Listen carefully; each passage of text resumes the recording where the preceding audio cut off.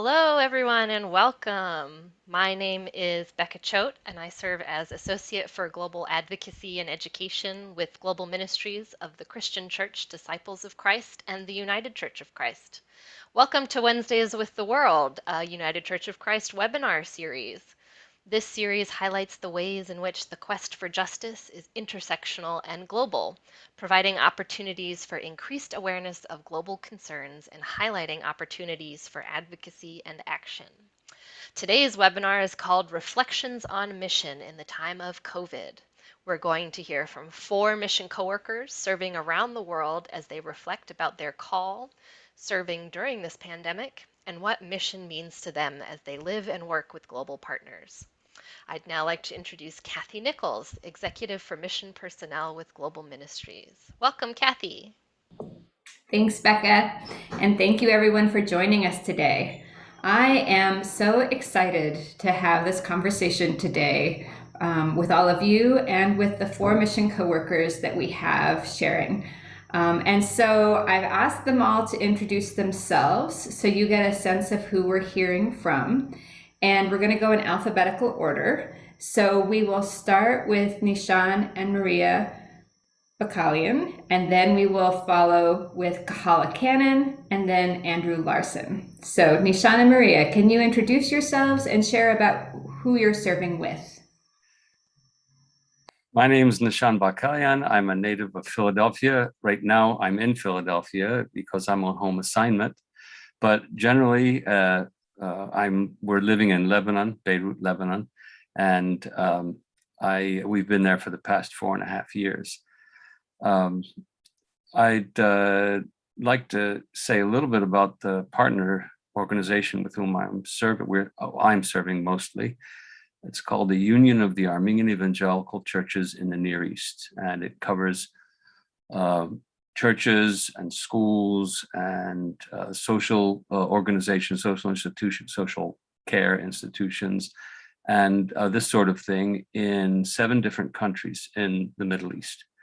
And it was founded in the 1920s following the Armenian genocide. The union, it's interesting that it came about with a very strong connection to missionaries from the United States, especially from the predecessor board to the wider church ministries or global ministries called the American Board of Commissioners for Foreign Missions. And so there's been a long time connection, 175 years this year, even more than 175 years this year, as we celebrated our movement's anniversary. So that's the partner. I'm working as special ministerial staff, helping in whatever ways I can, but mostly helping with communications, with mentoring new leadership, with being a resource person for especially in the areas of music and worship and whatever many other ways we have to help out each other. My name is Maria Bakalian, and I was born and raised in Beirut, Lebanon.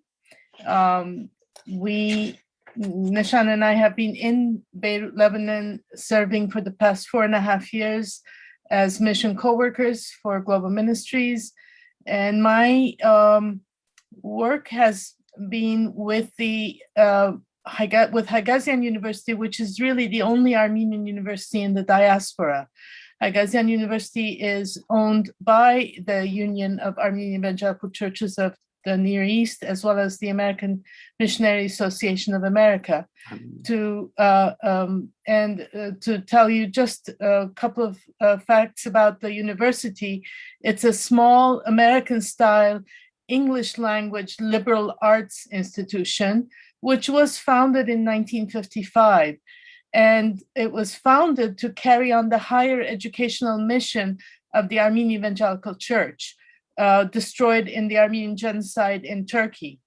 It provides relatively low cost but high quality education for a rather diverse student population who really would not otherwise be able to afford it.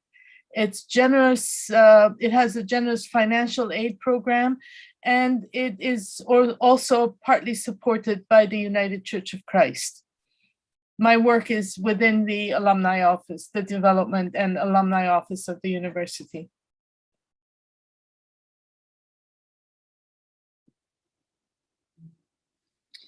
Hello, my name is Kahala Cannon, and I'm a native of Tennessee. I currently serve in the Kingdom of eSwatini, which is a small country in Southern Africa. And my partners that I work with there are the Council of Swaziland Churches. The Council of Swaziland Churches is one of the mother body churches in eSwatini. And the motto of the church is John 10:10, that they may have life and have it more abundantly. So the council is comprised of some dynamic leaders who work constantly to be very proactive and actionable in their approach and on the forefront of addressing many issues such as peace and justice, human rights, women's rights, and women's economic empowerment, and many times being a liaison between government and the people. So there I work in 3 focal areas of ministry, with one being with the women's wing of the Council of Churches, the other serving in the department of the JPR, Justice, Peace, and Reconciliation, and lastly, being a part of the Faith and Community Initiative that has worked tirelessly to bring epidemic control of HIV and AIDS in the country.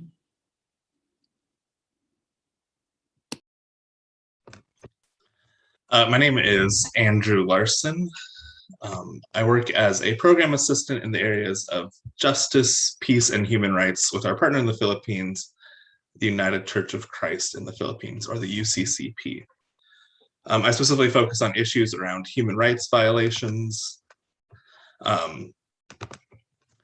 widespread violence of extrajudicial killings, documentation and reporting, and especially supporting imprisoned activists and their families in their pursuit of justice. More broadly about the UCCP, the United Church of Christ in the Philippines, they're a long-term partner of global ministries. Their prophetic work, which is really how they sort of view their role in the community as being truth tellers and prophets, is focused on resisting the oppressive authoritarian regimes and fighting for human rights. Their work for justice and peace then, within the current context of the Philippines, puts a target on their back, but they remain committed to creating an equitable society for all of their fellow siblings in Christ. Empowering and educating their communities is also another great import of the UCCP. They place great emphasis on schools and theological education. So as you can see, we have 4 different mission co-workers with 4 different things that they do, which actually is pretty emblematic of all of our mission co-workers around the world. Everybody does something different. But what unites us is a call to serve in mission.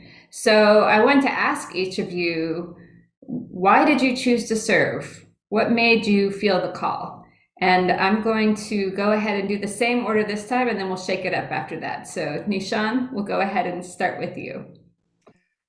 For me, the choice to go out of the American context and serve has grown with my growing awareness of the resources that I have, whether they be as a pastor or as a musician or as, well, in particular in this case, because the partner is an Armenian people group, my growing awareness of Armenian issues, concerns, struggles, and of course the very important tool of mastering the Armenian language. Although growing up in the US, I never spoke Armenian, but I learned it as an adult.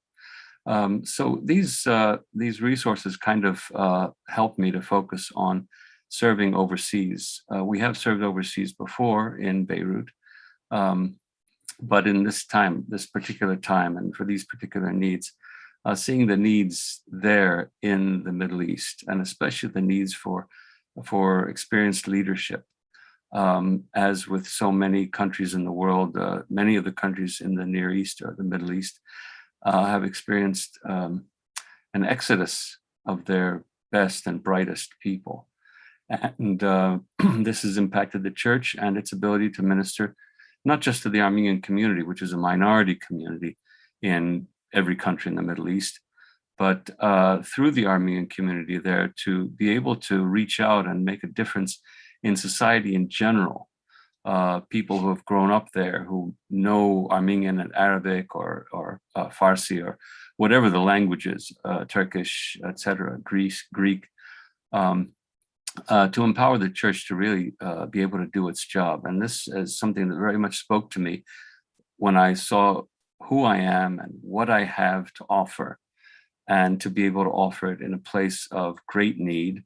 Not that there are no needs in North America, not that there are no difficulties and struggles in North America, but my equipping seemed to me, through God's guidance, to match the needs that are there.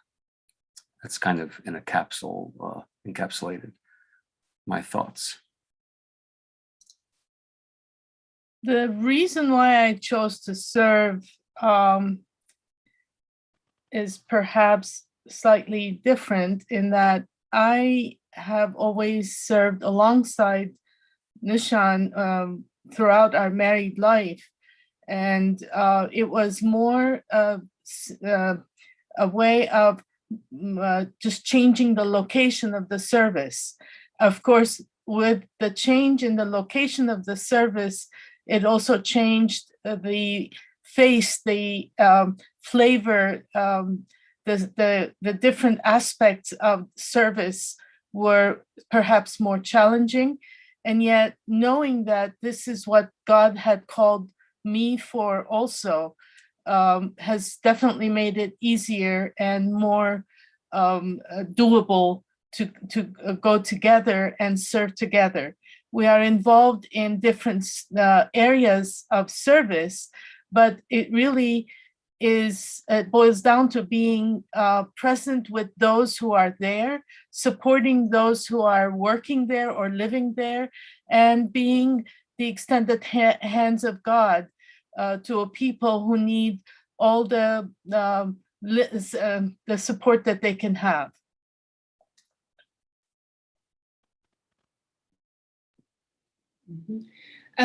For me, my journey to service began at my church. My church started a very active global missions ministry. And with our ministry, we had gone on several of the global ministries, people-to-people pilgrimages. So while we were there, and then while I would participate as well, we would begin to meet our partners, the partners that we visited, see the work that they're doing, also the mission co-workers that were there, and to just see how God was moving and the work that God was doing in other places in the world. And as I began to go on more and more people-to-people pilgrimages, I began to discern God calling me to serve as well. So I began serving because God called me to serve. I gave God my yes, and I just stepped out on faith with the blessings of my family, my friends, and my church. And I just left everything to join God and what he was doing and in the place that he had ordained for me to go. And the rest has been history. And I have served in several places, and it's been a joy. It's been a blessing.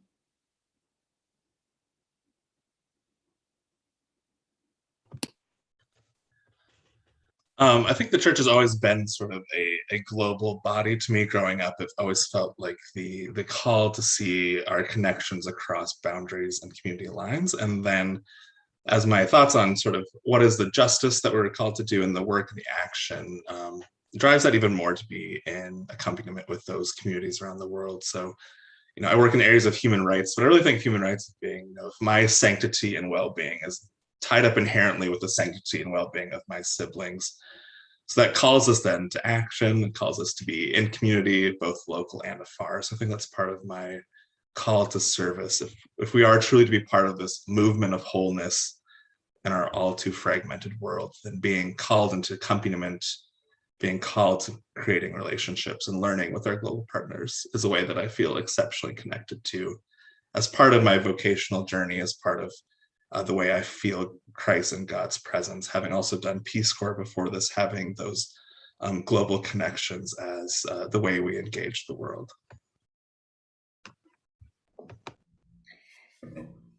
Thank you. These are all beautiful reasons why people serve. And I just want to put a little plug out there. If you are watching this and you're thinking, wow, this sounds like something that I might want to do, please be in touch. Becca will put the information in because we are continuing to serve even through these times of COVID. And that is something that many people have been writing global ministries and calling global ministries. Just about once a week, we get a call. Are there still mission coworkers serving during COVID? How has COVID impacted their service? So I want to take this opportunity to ask each of you, and maybe we'll go in reverse order this time. So we'll start with Andrew. How has COVID impacted your service in the Philippines?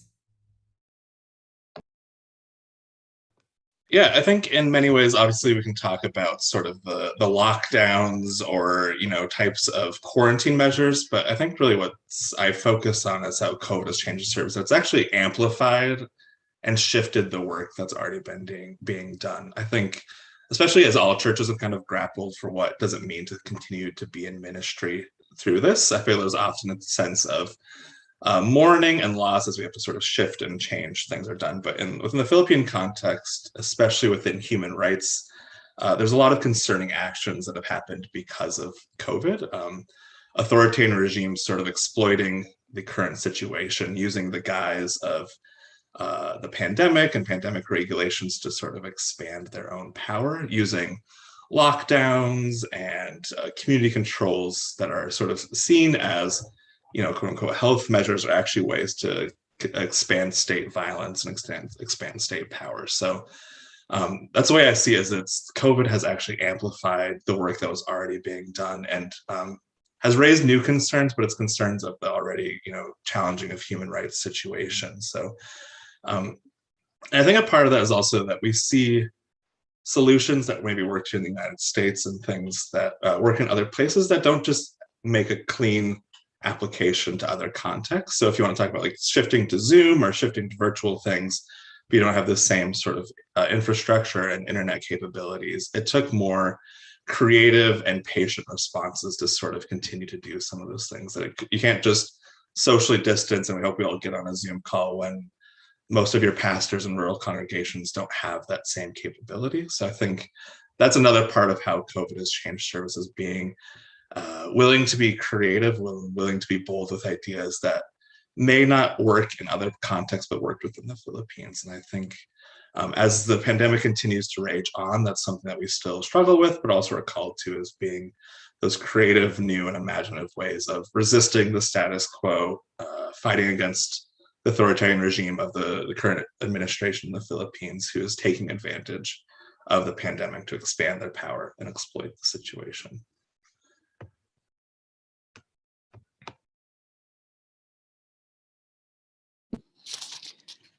With me, COVID has changed my service regarding, I would say, amplifying those things that were currently present, but also the change in my location. I currently am home serving from Tennessee on home assignment. But even though I'm home, I still remain connected with my colleagues in eSwatini. We're on regular communication with each other, and we still work together, helping each other with different assignments and things of that nature. What I will say is COVID did heighten the awareness and also brought out some other things that the people gave voice to. During the second wave of COVID, after that, the country experienced some climactic changes. There was a lot of devastation from tropical cyclone Eloise. So with the coronavirus and the tropical storm, the devastation that occurred from that, a lot of things happened. People began to be very frustrated over the economic situation of the country. Also came limited access to resources such as medications, also limited resources to the COVID-19 vaccines, and then also authoritative leadership in the country. Some things happened where the people just felt like their voices were not heard.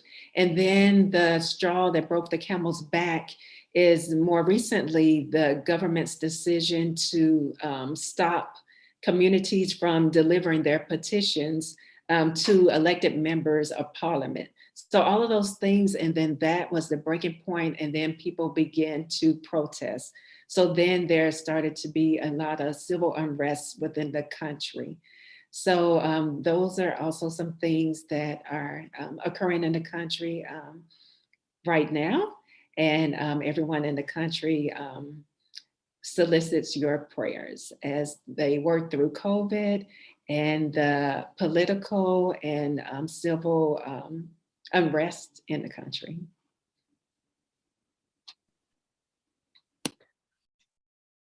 Well, COVID certainly doesn't mean that the needs changed in the country.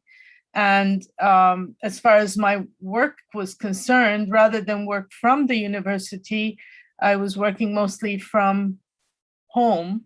The type of work that I do did permit that with some visits to the university.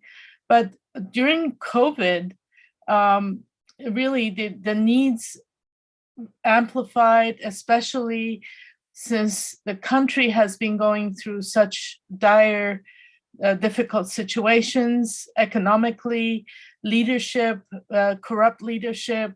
And one of the positives during the time of lockdown was that the health ministry was being very diligent in obtaining vaccines for everyone, not, of course, not for the young, but for everyone, and instituting systems by which people could register and receive the vaccines. And those who, of course, all of this depended on whether you had a telephone or you had internet access. But for the areas where they were aware of people not having internet access, they would have a mobile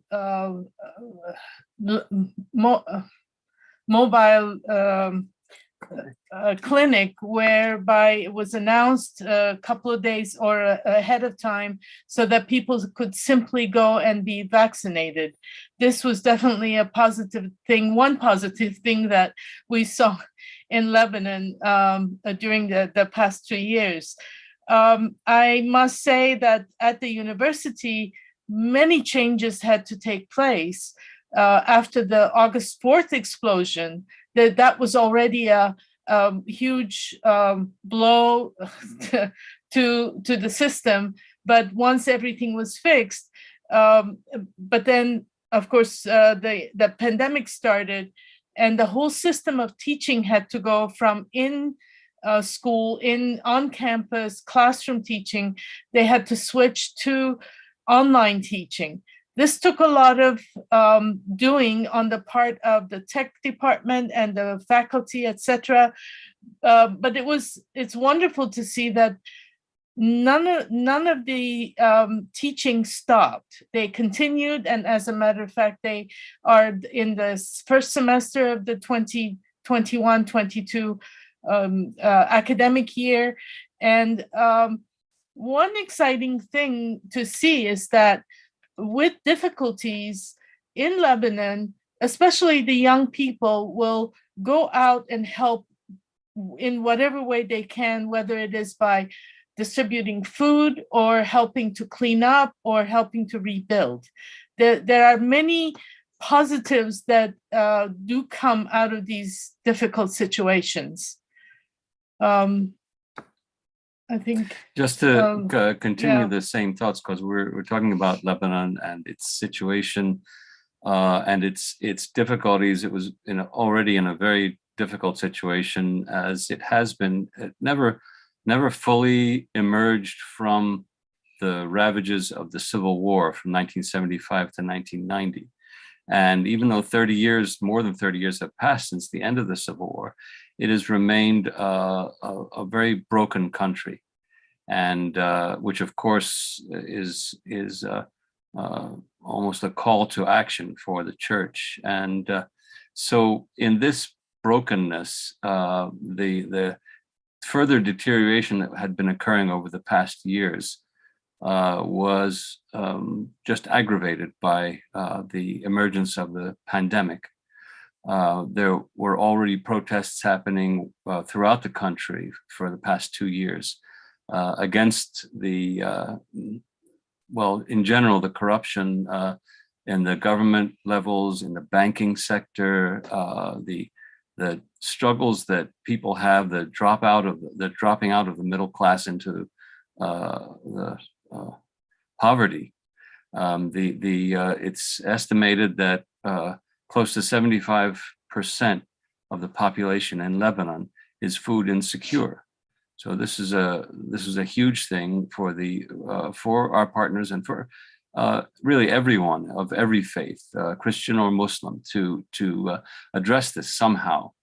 And so what I found myself doing was realizing anew the importance of supporting the partner organization, not to actually go out and do stuff, but to help them to do their work.